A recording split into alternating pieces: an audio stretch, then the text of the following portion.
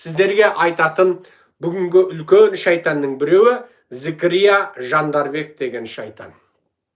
Зікірия Жандарбек деген бұл шайтан. Google'ге кіріп іздесеңіздер, оның шайтани шатпақтарын тыңдай аласыздар. Ол кәдімгі бір университетте тарихшы әлде дінтанушы солай болып жұмыс істейді. Енді бұл Зікірия Жандарбек дәл қазір бүкіл дүние жүзі демократия және диктатура деп қақ екіге бөлініп тұрған осы сәтте Зікірия Жандарбек Путинді жақтайтын жазбаларымен және Путинді қолдайтын видео сұхбаттарымен бүкіл дүние жүзінің назарын аударып отыр. Зікірия Жандарбек Орда Лайф деген YouTube каналына сұхбат берген. Ол сұхбатында Зікірия Жандарбек егер Путин жеңілетін болса, онда дүниені қара түнек басады дейді.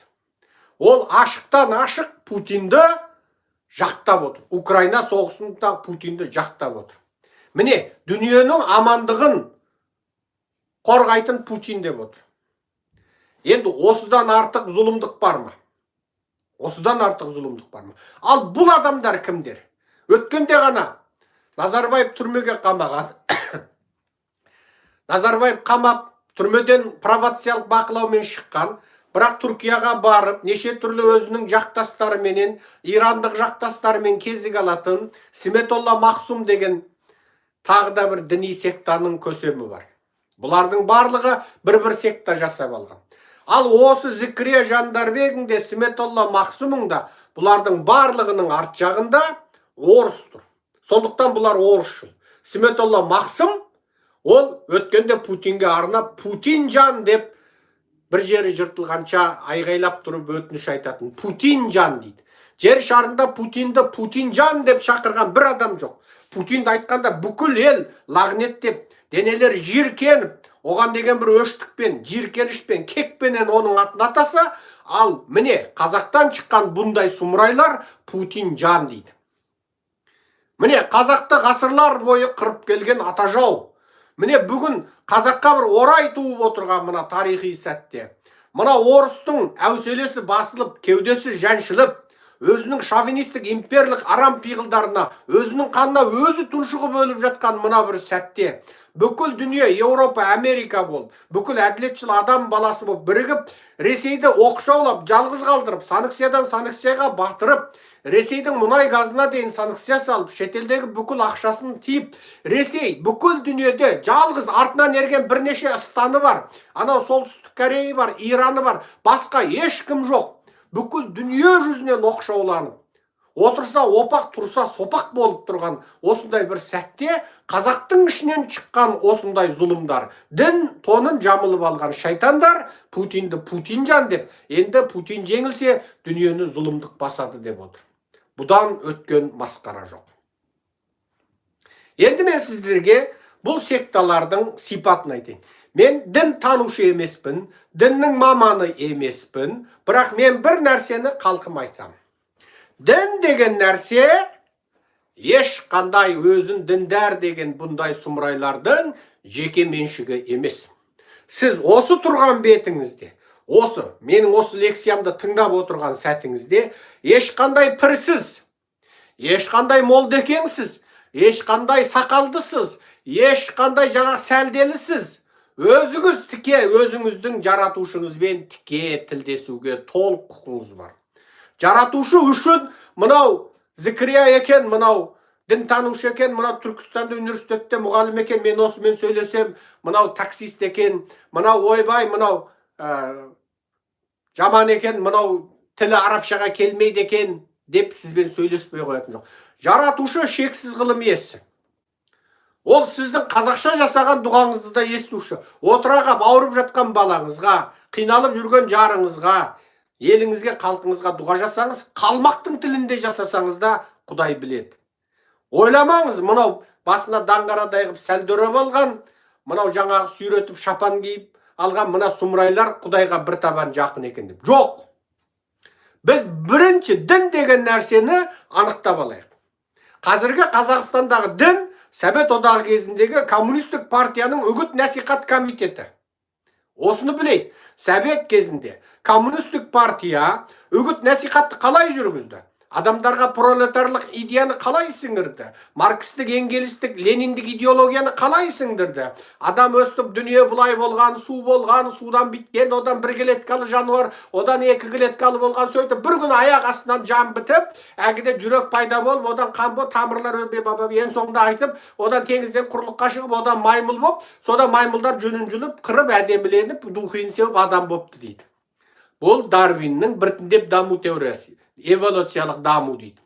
Енді бұны баяғысының өзінде Еуропа, Американың ғалымдары бұны әлде қашан тас-талқаны шығарып терістеп тастады.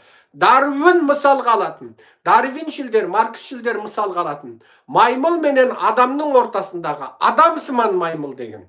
Яғни маймыл мен адамның ортасындағы өтіспелі түр деген, адамсыман маймыл дегеннің өтірік екендігін, оның аталмыш бас сүйегінің маймылдың бас сүйегі менен адамның бас сүйегінің қаңқасынан құралған құранды екендігін, екеуінің табиғаты мүлде бөлек екендігін, екі құранды сүйек біреу бірденке миллион жылдың алдында, екіншісі бірденке миллион жыл кейін екендігін ғалымдар дәлелдеп, мың сан мәрте мақала жазып, конференциялар өткізіп, адам мен маймылдың ортасында адамсыман маймыл деген өтіспелі түр болған жоқ деп дәлелдеп тастады.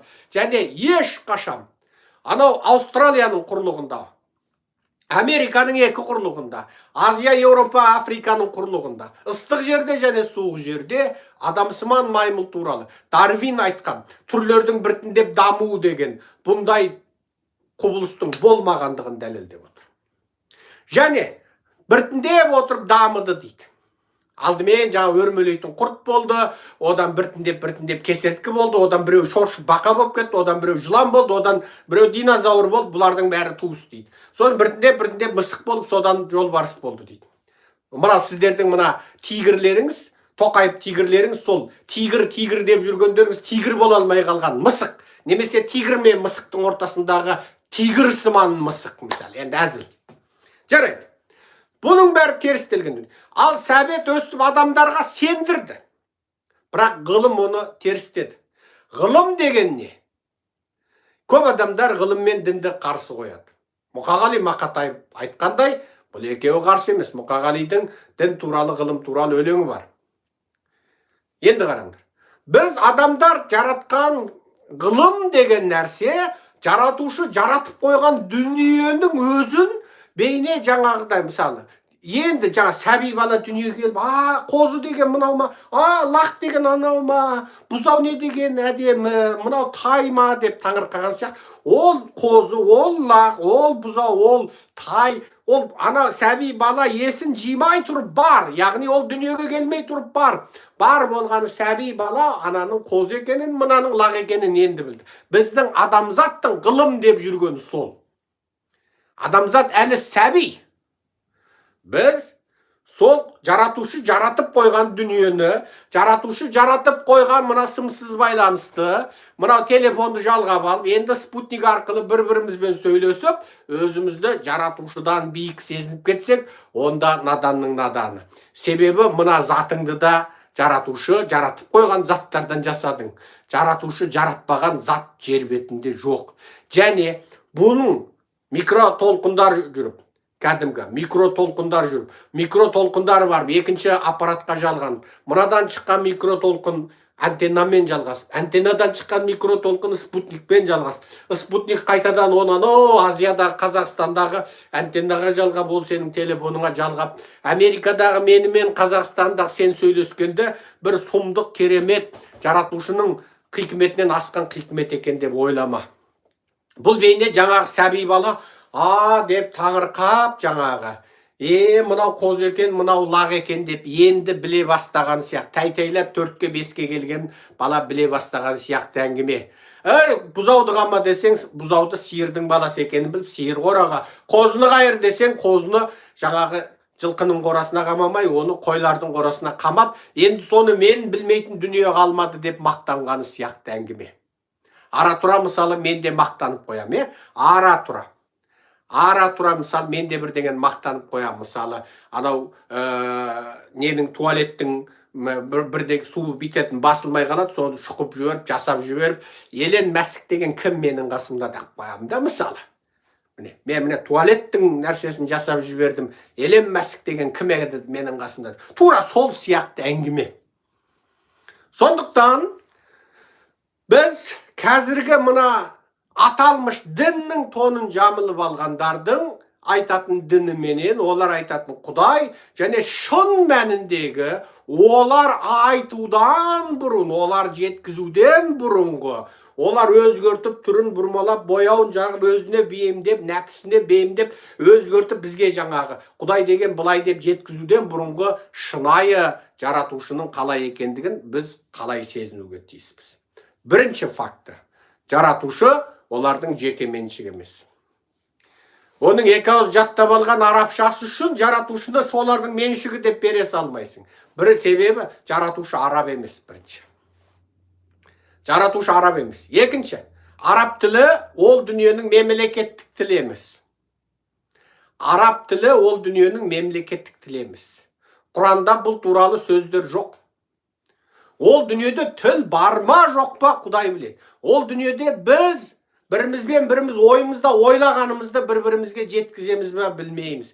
Мысалы, мен бір нәрсені айтам деп көзімді биткенде сенің көзіңді ойлағанда ойымызбен жеткіземіз бе білмейміз. Ол дүниеде біз ойымызда сообщение жазамыз ба, жазумен тілдесеміз бе білмейміз. Ол дүниеде біз форс кодыменен сөйлесеміз бе білмейміз. Ол дүниеде біз қандай бір диаграммалармен сөйлесеміз бе білмейміз. Дауыспен сөйлесеміз бе білмейміз. Дауыс емес бір нәрселермен, микротолқындармен сөйлесеміз бе білмейміз. Мысалы, дельфиндер бірімен бірі сөйлеседі. Біз ұқсап ауа, біздің сөз дегеніміз тіліміздің қозғалып, ол ауаны толқын жасап, содан барып сөйлесу біздегі сөз. Ал сөйлеу үшін мида ой пайда болады. Мүмкін ол дүниеде аузымыз бітеліп тұрса да, миымыздағы сол сөз басқа адамға WhatsApp'та жіберген аудио сообщение сияқты болып барса ше. Себебі жаратушының ғылымы шексіз. Біз ол дүние туралы біле алмаймыз. Бірақ ешқашан мынау екі тал сүре жаттап алып, екі хадис жаттап алып, халықтың миын улап жүрген мына сұмырайларға алданбаңыздар. Дін олардың меншігі емес. Көрдіңіздер ме? Дін олардың меншігі емес. Және бұндай шайтани сұмырайлардың кесірінен және діннен шығып кетпеңіздер.